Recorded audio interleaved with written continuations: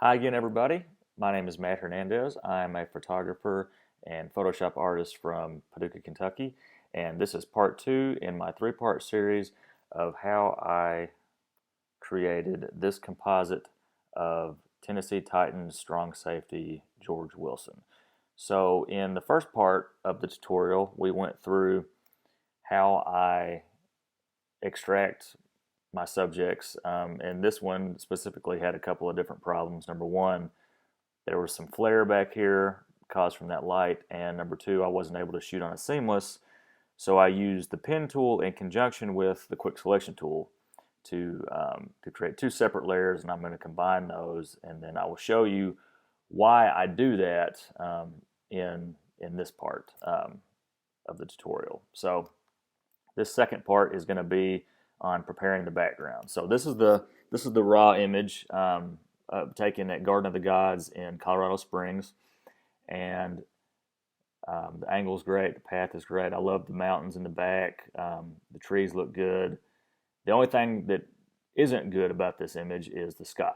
So most of the time I HDR my backgrounds when I'm doing a composite, and I try to go for a more realistic HDR look. Um, Slightly surreal, but more on the realistic side. This one, I'm not going to go through that process. I actually did, and then originally, and I was going to go back and show you how I do that, but I decided against it because you don't really have to with this one because we're taking out the sky. Now, if there was a nice sunset going on here or some dramatic clouds, then I would probably go ahead and show you that process, but it's not really going to do a whole lot for this because we're going to take the sky out anyway. So, and I know that looking at these trees, even though they're pretty dark right now, they can be lightened up quite a bit with Lightroom 4. So that is actually the first thing we're going to do is we're going to go over to the right to our shadow slider, and we're going to take it all the way to the right. Now, see, that's a huge difference right there. There's again before, and then I just moved that all the way to the right. So that opened that up quite a bit. So right there, I know I'm not going to have to HDR it because that's pretty much doing it for me. The same thing. I'm getting a very good dynamic range here. There's all kinds of detail in there. I mean, you couldn't get much better than that. Now, if it was still on the dark side, probably go ahead and HDR. I did bracket this photo. I bracket all my backgrounds just in case because you never know. So, okay, now I'm going to take the highlight slider next down here right above the shadow slider, and I'm going to darken those all the way just like that. Okay, and this looks, just from experience, I can look at this image and tell even when I do that it's probably a little bit on the bright side, not a lot, but we're going to go ahead and lower the exposure 0.2 here. Okay, and now I'm going to add a little bit of clarity. Clarity, if you slide all the right, you can kind of see it. It just adds a lot of punch to the photo. You get a lot of detail in there. It kind of sharpens it a little bit. The problem with it is you can get kind of a haloing effect. See, if you go here before, see how this mountain is smooth back here? These limbs look good, but when you move that clarity slider to the right, you get this little halo effect, and that is not good. So you want to use it sparingly. It kind of can dirty up your image a little bit too, and if you're going for a really grungy look, then that works. So you need to let that dictate how much you use the clarity slider. But we're gonna use it. We're not gonna go 100 here. We're gonna back it off to about 50. All right, now there's still a little bit of haloing going on there. Not a lot. There's a little. So what we're gonna do to get rid of that is I'm gonna go up here. So remember we slid it to 50 plus 50 on the clarity. So I'm gonna go up here to my adjustment brush in the develop module on the top right. Click on it, set everything to 0, and then I'm going to make my adjustment brush negative 50 right here. So we're just going to take out exactly what we put in, but we're only going to take it out on the parts that it's given us problems, which is the mountains and some of these tree limbs. So I've got my brush feathered to 100 here, I believe. Yep, size 22, flow 100. I'm going to press the left bracket key again. The left bracket key makes your brush bigger or smaller. The right bracket key makes your brush bigger. So I'm going to press the left bracket key and make this go down to about right here. Okay, so now I'm just going to paint in right here on these tree limbs on top of these mountains. Go all the way across here just like this. Up in here, get all this. Okay, there we go. Okay, now when you do that, you can see the point where you started is going to be a little dot, and if you mouse over it, it's going to show you where you painted. So right there, I know I got exactly the areas that I wanted. I just wanted the branches and those mountains. So I think we're good now. Okay, so I'm gonna go back over here, close my brush. Okay, so background's about ready. Again, I'm on a Mac, so I'm gonna go through everything, and I use keyboard shortcuts a lot. Every time I do one, I'm gonna go through what I press, because keyboard shortcuts can really save you time. I apologize to PC users. I don't know what the alternate keyboard shortcuts are for PCs, but I'm sure you can find that out relatively easy. So, shortcut for opening this in Photoshop is Command E, or you can also Control click, go to Edit in Photoshop CS6, but I'm just going to press Command E to open it. And taking a second here. There we go. Okay. All right, now. So there's a few ways that you could go about selecting the sky, and you know that's how it is for just about everything in Photoshop. There's about 10 ways to do one single thing. So when I need to make a pretty big selection like this, usually the first thing I try is the quick selection brush because it's pretty good. You want to see if you can get a good selection to start with that. A lot of times it works pretty well, especially for this, because even though this is white and kind of fades to blue, there's not really any detail in here because there's no clouds except for a little one over here. So I look at this and I think the quick selection tool is probably not going to have a problem selecting this guy. So let's try it out. All right, so it's over here under tools on the left. I'm going to press W. There we go to go to it. Okay. So I'm going to get a pretty big brush here, and I am going to just start painting. This doesn't have to be perfect, obviously, because you look in here in between these tree limbs. I mean that would be almost impossible to select that with the quick selection brush. So you really just try to get a good overall selection. Then we're going to do refine edge to refine that. So press W to go over here to get that. Okay, I'm gonna get a decent sized brush here. Right bracket can make it a little bit bigger. So I'm just going to start painting on the sky. Just like that. That's all I want to do for this first part. Okay, now I'm going to go up here to refine edge. Make sure that your auto enhance box is checked here, and then when you start it out, we want it to either be on this first option here or the second one for a plus. So with the selection tool. So we're going to go to refine edge. And again, like I said, I've got the box checked remember settings. I typically do that, and I always have smart radius checked. I start with a radius of 15 and feather at 0.3 pixels just so the edge is just a little softer, not completely hard. And like I said in the last tutorial, that's a guideline. It's not a rule. You can figure out if there's a setting that you'd like to start at better. Some people start at 0 with nothing checked, and that's fine too. I just find that this is a good starting point for me. It depends on the picture, pretty much every time. There's no magic, formula for this. So, okay, so now basically what I'm going to do is I'm going to select my brush here. And I'm going to go through and I'm going to paint all over this whole thing. I'm going to get into all these little nooks and crannies here with all these branches. Now, when you're using the quick selection tool, you don't want to go in too far. So, what you're trying to select. So you want to get the edge. So I'm going to go in all these branches on these trees because that's just too hard to be really precise in there. But these mountains, I'm going to try to stay on the edge of them. You don't want to go down in here because if you do that, then you're going to end up selecting stuff that you don't want. So, okay, all right. So I've got probably this size brush will work. So I'm just going to go ahead and start painting in here just like this. Oh, and also on the view mode, I've got overlay set. That way you can see what you're selecting, and you can still see the background. You can go to on black or on white. Those two both work really well also, but you can't see the whole image, so I usually start with overlay. So, okay, so now we're just going to start painting again. Get in all these areas that we want to select. I'm just clicking and holding, painting over this. And I'm going to stop and let it refresh here. There we go. Okay, now I'm going to paint all in here, anywhere where I can see sky. I'm just going to paint over the whole tree here because, again, that's too hard to get in there. Just be real precise with it. Okay, get this other side here. All right, that, and right away, I mean, that's pretty amazing. That did a really good job. So I think that's more than, good enough to start with. So so we got our selection. Now we'll just I've got my output set to new layer with layer mask, so it's going to duplicate the layer that you're on in your layers palette over here, and then it's gonna mask it with this selection. So press OK. It's going to think here for a minute,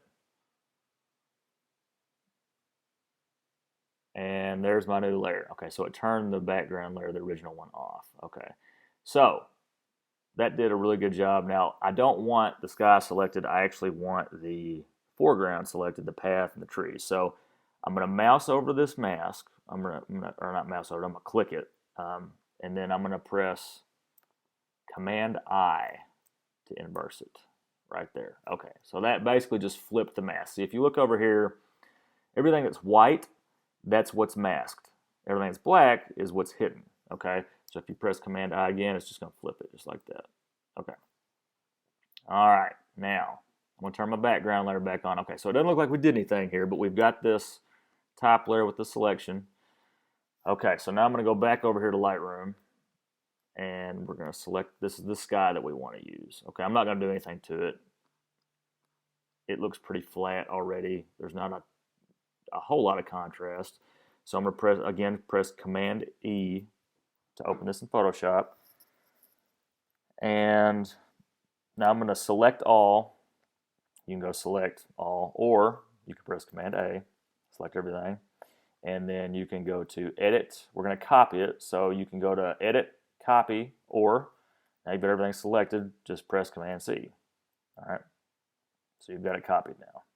I'm going to exit full screen mode. F is full screen mode. Basically, when you press F once, that lets you hold the space bar and just kind of move around wherever you want without, you can go over the edges here of the window. Press F again, everything turns black. Press it a third time, it goes back to the normal window. So I usually work in full screen mode here, but I want to see my tab up here, so I'm going to get out of it for a minute. Okay, I'll go back over to my background. I copied it. Now I'm going to press, you can go to Edit, Paste, or Command V for the keyboard shortcut. Oh, there we go. Okay. All right. Move this to the corner. All right, now, so I don't know exactly where I'm putting him. Well, I do because I have the final image. But at this point, if I was starting this image over, I would. When you go back to the original, I said before in the first part that we're gonna put a sunset behind him, and that's gonna help make that flare, that lens flare, look a little better from the light here. So we know we could probably want him in the middle, maybe slightly to the left. So. Normally, you wouldn't want to stretch an image this much, what I'm about to do, but because you lose resolution. But because this is a sky, this was taken with my D3S camera, so it's 12 megapixels. So I think the native file size is something like 11 by 17 at 240 dpi. So it's not like it's a low res file. It's not. It's just not as big as the D800 files that I'm working with here. So and because it's the sky, it doesn't have to be sharp, really. It can be a little bit blurry. So we're going to stretch this a pretty significant amount here. I'm going to press F to go back to full screen mode. And space bar brings that little hand up so I can move around. So I want the sun about in the middle of the image. So let's, I'm going to go over here and grab the corner here. I've got my Show Transform Tools box checked. That means it shows you the edges of this image, so you can, instead of going to edit free transform, you can just, if you want to make something bigger or smaller, you can just mouse over. When you get those angled arrows, that means you can stretch it. So I'm going to hold Shift, and that way I'm going to constrain my proportions. It's going to keep everything the same dimensions. It's not going to flatten it or make it too wide and distort it. So I'm just going to hold Shift. I'm going to stretch this out to about right here. We're going to move it up. Okay, that's about in the middle. It's pretty close. Okay, press enter. Okay. All right, so now I'm gonna, over here in the layers, I'm gonna name this sky. All right, I'm gonna move that below. Okay, now, all right, so now we've got our sky. I'm gonna move it down a little bit, but right there is probably where I want it. I could even go a little bit bigger here. Okay, enter. Okay, now sky's replaced, but what's the problem here? We've got all this ghosting. You can see there's little fragments of the background going on all around. And anybody that's used the quick selection tool knows that that's a pretty common problem. It happens almost every time you do it. You're going to have a little bit of fringing and ghosting going on the edge of the selection that you just created. So, and it does a good job, but it's not perfect by any means. So now we got to figure out how we're going to take care of that. So, and I'm pressing Command minus to zoom out and Command plus to zoom in, just like that, in case you didn't know the shortcuts for that. Okay, I'm going to mask this just a little bit because I don't want it. I don't want this harsh line here. So I'm going to go down here to my mask, press it. I'm going to press G or go over to my gradient, make sure it's black to white, and I'm going to fade the oops. Press X to make my white my foreground color. I'm going to fade this mask. Again, we're on the mask here. Okay, so now, all right, I'm going to show you why I did that in a minute. Okay, so blending modes are a huge part of compositing, and that's how you well, exactly what it says. That's how you blend things together.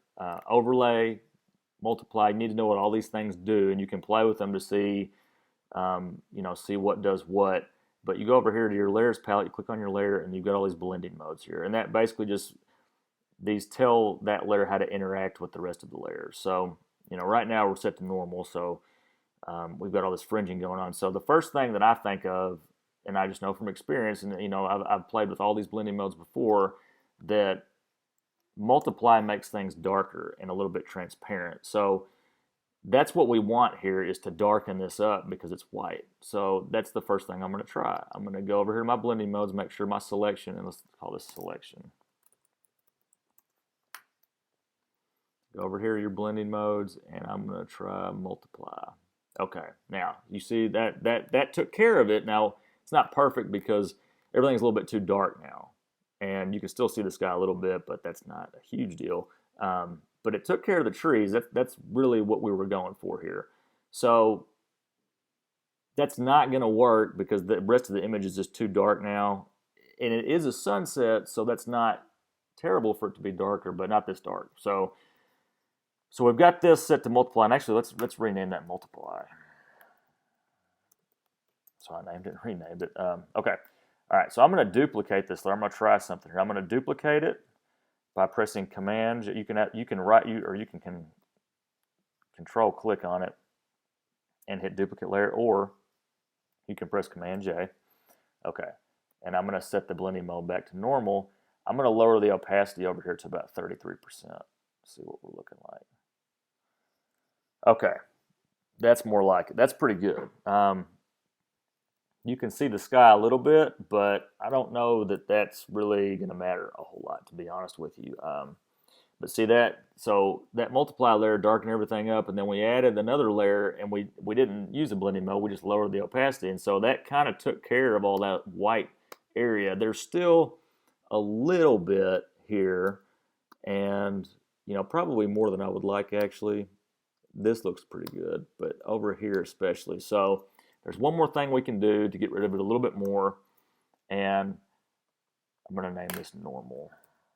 Actually, let's name it selection. You can name it. I like to name all my layers just in case I need to go back and figure everything out. There's no science to it. I just, whatever that layer is, I try to name it something short that, describes it pretty well. So if I do go back in a month or two and I want to figure something out, it's not too hard. I can usually know what it means. So, okay. So still got a little bit of white fringing here. So what we're going to do is we're going to Control click, go to blending options, and we're going to click inner shadow, make this angle 90%, and then I've got my layer highlighted here, so you can click this little color thumbnail and you can go in here and sample. But black's probably going to be pretty close to what we want. There we go. Dark brown, that's good. Okay. Okay. All right, see, now let's turn our effects off here so you can see what we're talking about. I'm going to press Command 0 to make this, that zooms into as big as it can fit on the screen so you'll see everything. I'm going to turn off the effects, turn it back on. Okay, so that was subtle, but see, it's helping even more. Okay, it's really taking care of it in here, over here. Those are the two main parts. This was okay. Now, what it is doing that I don't like is it's on these mountains. See, there's before and there's after. I love what it's doing with the trees. I don't like the mountains because the mountains aren't quite as dark. So what we're going to do is we're going to control click and we're going to go to create layer. So basically what this is going to do is it's going to take that effect and make it its own layer, and it's linked to the layer that you originally put the blending mode on, or blending option on. So now what we can do is we can mask it, and we can go in here with a black brush. I'm going to hit D for my default brushes, and I'm going to hit X to bring black forward. Black conceals, white reveals.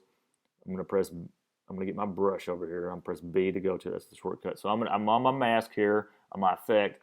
I'm going to go in, I'm going to paint that effect off of the mountains because I don't want it there. It looks kind of weird. Just like that. All right, now we're good. Okay, now that looks pretty good. It's not perfect. See a little bit of the sky there, but you know, honestly, I'm not worried about it because I know when I bring George in here, our subject, we're going to use more blending. We're going to use adjustment layers, and we're going to set them to blending modes. So we're going to add some contrast in here and some density, and so that's probably going to clean all that up. Now we can go back and work on it later if we have to, but I'm going to leave it for now because I think it's going to be okay. And actually, I know it's going to be okay because I've done this image before. So, all right. So now I'm going to go back over here to my layers and clean these up a little bit because before you know it, if you don't use groups and organize your layers, I mean, you can have 50 of these things stacked up on top of each other. If you don't name them and organize them, I mean, it's just like you got to click every one to figure out what's what, and it's really annoying. So it's better to go through as you're going, as you're working, and organize all this stuff because it really helps in the long run if you need to go back and change anything. So I am going to create a group with my multiply background selection, the regular selection, and then that little effect that we did to the branches to make them darker. I'm going to click the top one, hold shift, click the bottom one, and then press Command G to create my group. Okay, so there's my group with my trees. I'm going to call this trees. Okay, now, and then as a matter of fact, I'm going to create another group, hold shift with the sky, press G again, and call this BG for background. Okay, all right, now, okay, so looking at this, like I said, we're gonna use adjustment layers, set blending modes to them to blend the whole image together. So right now this looks good. There's some dark areas in here. That's okay because it's sunset. You know, you're gonna get some you know, darker areas like that, especially in the woods and you know, this kind of area at this time of day. But I know that I'm gonna build density there. So what I'm gonna do to kind of help me down the road is I've got my trees group here that makes everything just a little bit darker. I'm going to put a mask on it, and then I'm going to press B for my brush again, right bracket to make my brush bigger. Let's go up here to make sure my hardness is set to 0. All right. I'm going to put this opacity down. Let's go about 20%, hit enter. Okay, now I'm going to go in these shadow areas and paint that effect, those layers away because I've got my mask selected here. See, I'm kind of bringing some of that detail back because I know it's just maybe a little bit too dark, and that could be a bad thing down the road because we may end up being too dark and you don't want that. So come in here, you can see I think what I'm doing. It's kind of a subtle thing because I've got 20% opacity here, but I'm just opening up those shadows a little bit more just because I know I'm about to make them darker again once I get him in here. All right. These up, back in here. Ooh, that's a little too much. Let's go down to 10% on the opacity. There we go. Okay. All right. Okay. All right. I think we're good. Okay. So you can press Shift to turn your mask off. So Shift click, it's gone. Shift click. Now that big red X, that means it's turned off. And there's after we kind of painted some of that detail back in there. Okay. All right. Make that smaller. Okay, I'm going to press F twice again. Get out of full screen mode. Press V to go to my move tool. I'm going to close this sky image because we don't need it anymore. Okay, so here's my cutout that we did in the previous tutorial in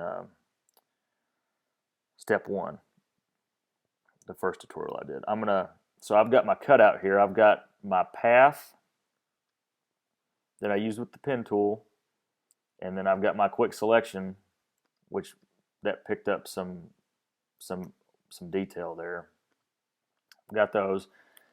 So go back to that. Refer to that first tutorial if you're just starting with this second tutorial. The first one, part 1, I showed how to cut him out. So I'm not going to go through all that again, but I am going to show you why I have the 2 layers on this one. So now I've got my group selected with the cutout group. I'm going to click on him, drag it over this tab, my new image right there.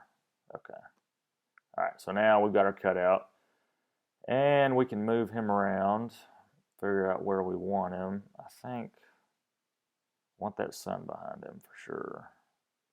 I think that's probably a good place right there. Maybe up just a hair right there. Okay. All right. So he's in place now.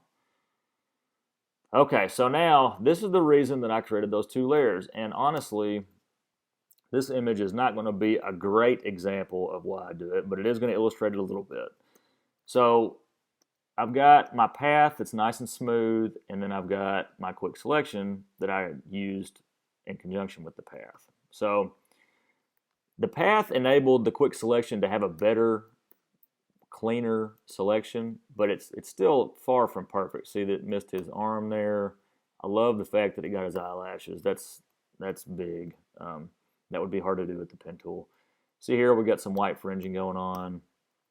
Here there's some gunk going on in here. Right here, that's where his hand was over the light. Right here, it didn't get all of his back. Take that mask off for a minute so we can look at it. Okay. All right. So what this did is it got some. Okay. So right here is arm hair. That's great. I love that. I love that. Let's go around this image. See now this leg hair. Okay, this is over. It's got some white artifacts in there from the background. It's over these trees. You know, honestly, I don't know that you need to keep that. So what I'm going to do is I'm just going to go around. I'm zoomed into 200%. I'm just kind of mousing around to see if there's anything worth keeping on that quick selection there. That's not bad right there. I don't know that you have to have that. There's some leg hair there. Clothes definitely we don't need. Okay. That's probably too gunked up to use. It's not like he's really hairy, so it's, you know, that having a little bit of extra hair in there, like on his arms and stuff, is not going to be a big deal. Okay, so what I'm going to do is turn my path back on. See, I mean, that doesn't look bad. I did see the arm hair right here on the quick selection layer, and I did see the eyelash, and I want those. So what I'm going to do is I'm keeping that, and I'm keeping this. And I think I'm going to get rid of everything else. So I'm going to select a black brush. I'm on my mask with my quick selection layer. I'm going to zoom in here. It's 200%. And I'm going to just paint away the edge of that mask. Oh, we're at 10%. Make sure you're at 100%. Mode set to normal. And I'm just going to paint away that layer because I do not need it. And actually, now that we're zoomed in, I think on this path layer, I'm going to double click on it. I'm going to make that feather about 1 pixel right there. Okay, I had it at 0.8. I wanted it a little bit softer. All right, back to the quick selection layer. I'm just going to paint away, go around the whole thing here. Won't take long.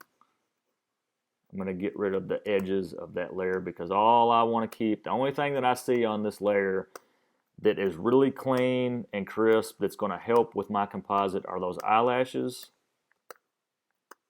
and that arm hair, and maybe right there. I'm going to keep that too, that area right there.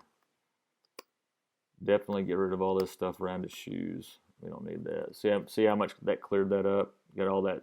That when you've got little holes right there in your image, like the quick selection tool, it will gunk that up a lot of times because it's hard for it to tell in those tight areas where the edges are.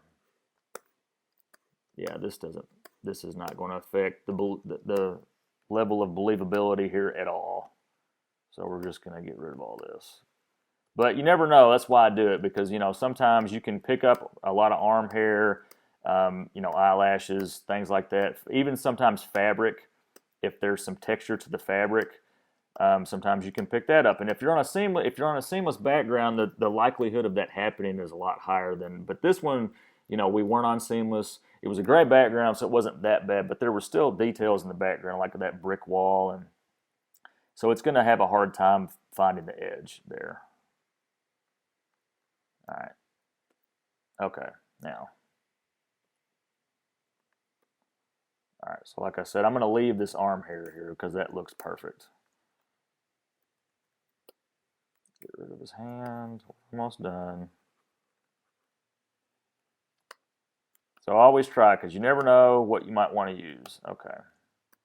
All right, now I'm going to zoom in here. Okay, so now that looks pretty good. I'm going to bring a little bit of that mask back right there. And actually, right there, you see a little bit of fogginess in the bottom of his eyelashes. I'm going to take that off because I don't think we have to have that.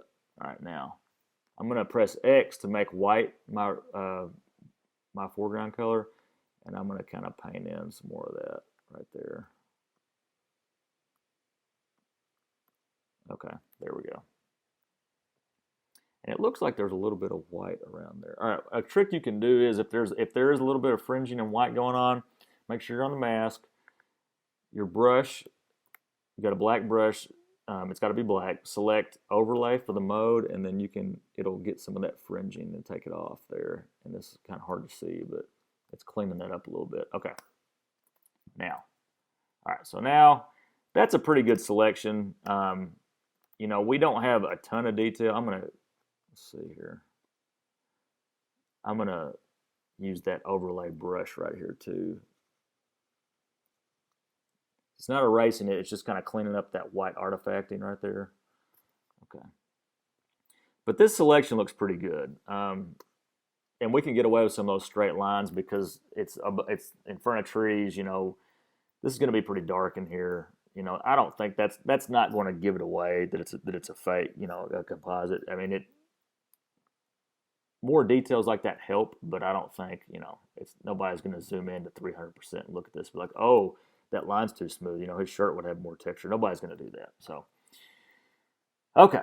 All right. So now we've got our cutout. We've got our background. And we put them together. And that is it for part 2. Now in part 3, I'm going to do a little bit of retouching on his skin, although he doesn't need a lot. I mean, there's a couple things, but we're going to do that, and then I'm going to show you how to blend him with the background so that it looks like one image. So stay tuned for part 3 coming soon. Thanks for stopping by for part 2, and once again, if you want to find out more about me or see any more of my work, then feel free to visit my website, matthernandezphotography.com.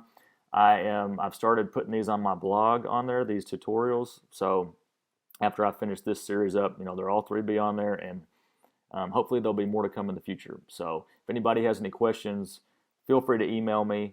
I try to answer whenever, people are interested in learning more about this type of stuff. If they have any questions, I always try to help. So that's it for part 2. Thanks for stopping by, and I will see you again soon.